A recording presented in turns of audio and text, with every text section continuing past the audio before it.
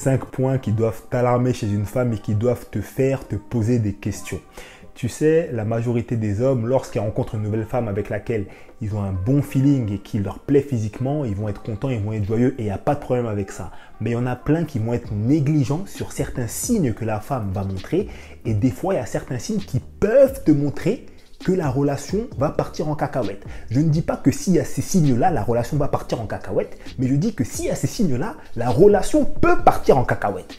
Donc, je vais te donner ces 5 points-là et ce qu'il faut bien comprendre, c'est que ces 5 points-là fonctionnent pour les femmes, mais également pour les hommes. Donc, si tu es une femme qui regarde cette vidéo, tu as juste à inverser les arguments et tu vas arriver au même résultat. Donc, avant de te donner ces 5 points-là, je t'invite à mettre ton meilleur like sur cette vidéo, à t'abonner à la chaîne si ce n'est pas fait et nous, on démarre tout de suite. Le premier point qui doit t'alarmer chez une femme, c'est sa façon de parler avec les autres. Alors, beaucoup de personnes se disent « Ouais, mais il suffit que je regarde comment est-ce qu'elle me parle à moi et puis c'est bon, je vais savoir comment est-ce qu'elle va s'adresser aux autres. » Mais absolument pas. Pourquoi? Parce que justement, si tu es dans un début de relation, tu apprends à connaître une personne, mais vous avez vous deux un intérêt commun l'un pour l'autre. Ça veut dire que vos conversations généralement sont cool. Tu sais très bien comment c'est les débuts de relation. Il n'y a pas d'histoire, il n'y a pas d'embrouille. Vous êtes là, vous parlez que pour rigoler, pour déconner, pour apprendre à vous connaître, vos projets, vos passions communes, etc., etc. Les projets que vous pourriez mettre en place si ça va loin. Patati patata. Donc ça veut dire que la façon dont cette femme-là va t'adresser la parole n'est absolument pas révélatrice de comment est-ce qu'elle pourrait t'adresser la parole une fois qu'il y aura la routine qui sera installée dans le couple. Donc qu'est-ce qu'il faut absolument faire? Ce qu'il faut faire, c'est utiliser les premiers rendez-vous pour leur objectif principal, c'est-à-dire apprendre à connaître la personne. Et il ne faut pas seulement parler avec la personne, mais il faut surtout regarder la personne, comment est-ce qu'elle s'adresse aux autres. Qu'est-ce que je veux dire par là? Vous allez au restaurant. Regardez comment est-ce que cette femme-là parle avec le serveur ou avec la serveuse. Est-ce qu'elle lui parle de manière polie ou est-ce qu'elle lui parle d'un ton agressif? Quand elle va aller à Sephora pour aller acheter son fond de teint ou je ne sais quoi, fais pas celui qui reste dehors. Va dans Sephora aussi. Tu vas dans Sephora et regarde comment est-ce qu'elle va parler à la caissière. Ça, ce sont des éléments qui peuvent te montrer la tournure de la relation. Parce que si tu te retrouves avec une femme qui déjà à ce moment-là, tu remarques qu'elle parle avec la caissière comme si c'était un chiffon, dis-toi bien une chose, ce chiffon-là, c'est peut-être toi qui le deviendras d'ici quelques semaines ou quelques mois. Ça ne veut pas dire que tu le deviendras, ça veut dire que tu peux éventuellement le devenir. Premier point. Le deuxième point qui doit t'alarmer, c'est clairement l'entourage de la personne. Je pense que tu connais le proverbe qui dit que dis-moi qui sont tes amis et je te dirai qui tu es. Voilà, c'est un vieux proverbe et s'il est encore utilisé à notre époque actuelle, c'est pas pour rien, c'est que c'est une réalité. Tu sais, tu peux rencontrer une femme avec qui ça se passe super bien par exemple et qui ne fume pas, qui ne prend pas de drogue, qui ne fait pas d'excès d'alcool ou quoi, mais par exemple qui va avoir des copines dans son entourage qui vont faire tous ces excès-là. Tu peux rencontrer une personne avec qui ça se passe bien mais qui a un entourage qui ne t'aime pas, qui a un entourage qui peut l'engrainer à faire des mauvaises choses, etc., etc. Donc c'est ça que tu dois regarder, mais pas seulement. Ce que je suis en train de te dire, c'est que si l'entourage d'une femme ne te plaît pas, tu ne dois pas te barrer comme ça. C'est pas ça qu'il faut regarder seulement. Ce qu'il faut regarder, c'est le niveau d'influence que peut avoir cet entourage sur la femme en question. Tu comprends? Parce que peut-être que toi qui regardes cette vidéo, tu as des amis qui sont là, qui font des excès d'alcool, qui fument de la drogue, qui prennent de la coke, j'en sais rien. Mais peut-être que toi, en fait, tu n'es pas influencé par ça. Donc, c'est tes amis sur certains points, mais par contre, sur d'autres points, tu ne vas pas les suivre. Tu comprends ce que je veux dire? Et c'est ça qu'il faut regarder. Jusqu'à quel point est-ce que la femme en question avec qui tu es en train de sortir, la femme que tu apprends à connaître, jusqu'à quel point est-ce qu'elle va suivre ses amis? Si elle les suit jusqu'à un point qui ne te correspond pas, alarme. Bon, je dis juste alarme. Le troisième point qui doit t'alarmer chez une femme, c'est si elle a l'habitude de te mentir pour des petits trucs. Tu vois, parce qu'il y a des gens, ils aiment bien mentir pour des petits trucs. Donc, en fait, ils t'ont dit qu'ils étaient dans telle ville, au final, ils étaient dans une autre ville. Ils t'ont dit qu'ils étaient rentrés à telle heure, mais en fait, ils sont rentrés 4 heures plus tard, etc., etc. Et il y a des gens pour qui c'est normal de faire ça. Sauf que, comme dit le dicton, qui vole un œuf, vole un bœuf. Tu vois, donc celui qui vole un petit truc, c'est la même chose que s'il volait un gros truc. Et pour le mensonge, c'est pareil. Peut-être que cette personne-là, elle te ment aujourd'hui pour un petit truc.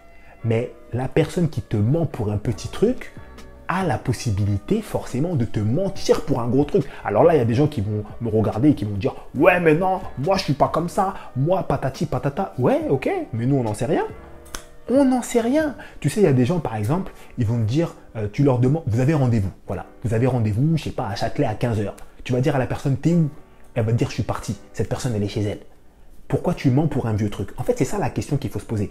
Pourquoi est-ce que ces gens-là mentent pour des petites choses? Ça veut dire que déjà, ils sont bien à l'aise avec la notion du mensonge. Tu comprends ce que je veux dire? Parce que juste, tu peux dire, hey, écoute, je ne suis pas parti pour le moment, désolé, j'aurai un peu de retard. Mais non, ils sont à l'aise avec cette notion-là du fait de mentir pour des petites choses. Donc, qu'est-ce qui les empêchera de te mentir pour des grosses choses?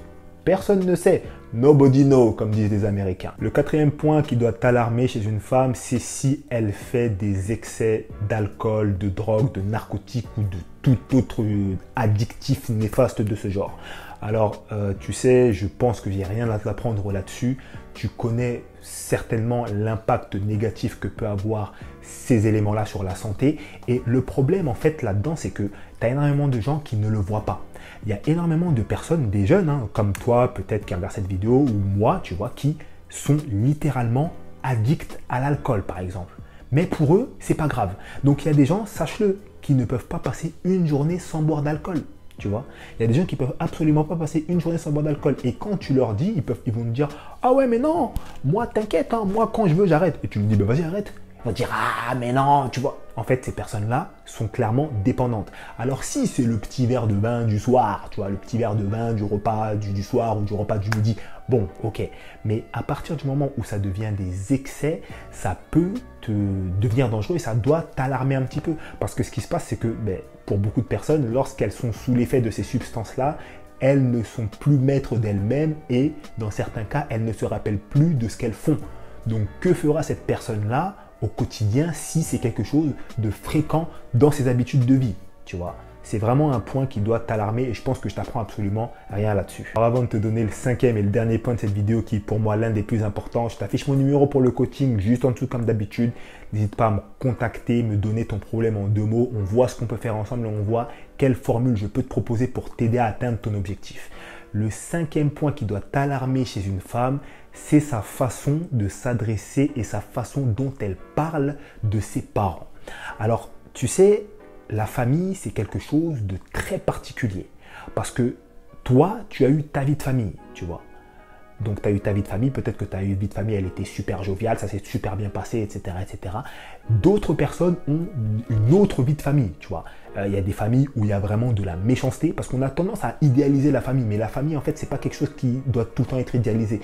Il y a des familles où il y a des parents qui sont très toxiques, qui sont méchants envers leurs enfants, qui sont très injustes, qui les rabaissent, etc., etc., qui sont vraiment les responsables de leur manque d'estime d'eux-mêmes.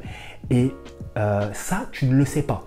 Mais si tu remarques que la personne que tu es en train d'apprendre à connaître a une aisance à parler en mal de sa famille, a une aisance à dénigrer sa famille, ou que tu vois qu'elle parle aux membres de sa famille comme si c'était des chiffons, il faut te poser des questions. Et il ne faut pas uniquement te poser des questions dans ce cas-là, il faut également lui poser des questions quand la relation aura un petit peu plus avancé, quand tu sens que tu pourras placer ce sujet de conversation avec elle, il faut que tu en discutes. Voilà, essayer de comprendre quels sont les rapports qu'elle a avec sa famille, est-ce qu'elle a des bons rapports, etc., etc. Peut-être qu'elle ne va pas s'exprimer tout de suite, mais peut-être que tu vas pouvoir capter certains signes. Peut-être que dans sa famille, voilà, il y a eu de la méchanceté, il y a eu des parents toxiques, des frères et sœurs toxiques, etc., etc. Peut-être aussi qu'il n'y a rien et que c'est juste une personne qui manque de respect à ses parents. Et ça, ce serait vraiment l'un des points les plus alarmants. Parce que si une personne manque de respect ouvertement devant toi à ses parents, n'a même pas de raison entre guillemets valable. Je mets bien entre guillemets valable. Mais comment est-ce que cette personne-là va s'adresser à tes parents? Tu vois, là c'est vraiment un point qui doit plus que t'alarmer. Tu comprends ce que je veux dire? Si elle le fait avec ses parents, tes parents, ça va être une dinguerie comme pas possible. Et peut-être que toi, si tu as un très bon rapport avec ta famille, si tu es très famille, tu es très respect de la famille, etc., etc., tu vas mal le vivre. Sauf qu'au moment où il y aura eu les présentations de la famille, patati patata, ce ne sera pas maintenant, ce ne sera pas dans 2 semaines, ce sera dans plusieurs mois, peut-être plusieurs années. Donc il y aura déjà eu de la tâche, il y aura déjà des sentiments, des projets communs lancés, etc., etc. Voilà pourquoi ces points-là, il faut essayer de les remarquer dès le début de la relation. Comme je te l'ai dit, ces 5 points-là s'adressent également aux hommes. Donc si tu es une femme, tu as juste à inverser, à switcher les points que je viens de t'expliquer et tu vas avoir les mêmes résultats. Maintenant, avant de terminer cette vidéo, moi ce que je t'invite à faire, c'est à me donner ton avis dans les commentaires et à me donner quels sont selon toi les points sur lesquels il faut avoir une petite alarme lorsque tu rencontres une personne. Comme je l'ai dit, ça ne veut pas dire que ces points-là doivent te faire quitter la personne. Mais si tu vois ces 5 points-là, ou un de ces 5 points-là, pose-toi des questions parce qu'on ne sait jamais. Voilà. C'est tout ce que je veux dire à travers cette vidéo. Moi, je te laisse là. Je te souhaite une excellente journée ou une très bonne soirée. Ça dépend à quelle heure tu regardes ça. Salut à toi et à la prochaine.